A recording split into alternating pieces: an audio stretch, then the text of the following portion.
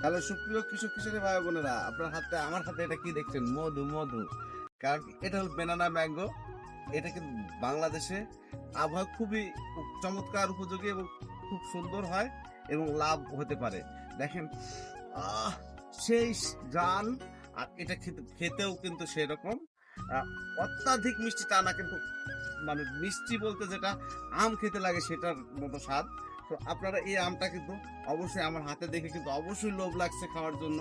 তো এটা খেতে হলে অবশ্যই নিজে চাষ করতে হবে এবং নিজে বেশি বেশি পুষ্টি পেতে হলে নিজে চাষ করতে হবে এবং দেশি ফল বেশি খেতে হবে। এইটা কিন্তু খেতে কিন্তু জুস। আপনারা কি খেয়েছেন? আমি কিন্তু আপনাদের সামনে খেয়ে দেখাচ্ছি। চমৎকার চমৎকার চমৎকার। আর এই চমৎকার স্বাদের আম খেতে হলে অবশ্যই ব্যানানা ম্যাঙ্গো চাষ করতে হবে আর বেশি বেশি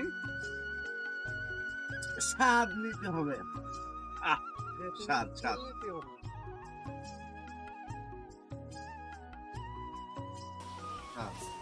কৃষক কিষানী ভাই বোনেরা দেখেন, এই গাছের কিন্তু আমরা প্রথমত যখন মুকুল বেরোয় তখন ভিডিও দিয়েছিলাম। এখন কিন্তু তারপর যখন একটু ছোট ছিল সে সময় দেখাইছি। এখন দেখেন এই গাছের এখন আমগুলোর কালার আসছে কি পাকা।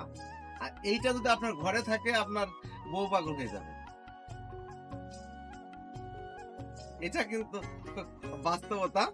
যদি এতটা সেট বলার মতো না, ঘরে একেবারে মাতলার মাতলা ভাব। তবে এই আমটা আমার কাছে খুবই ভালো লাগে। আপনারা চাইলে আপনারাও চাষ করতে পারবেন।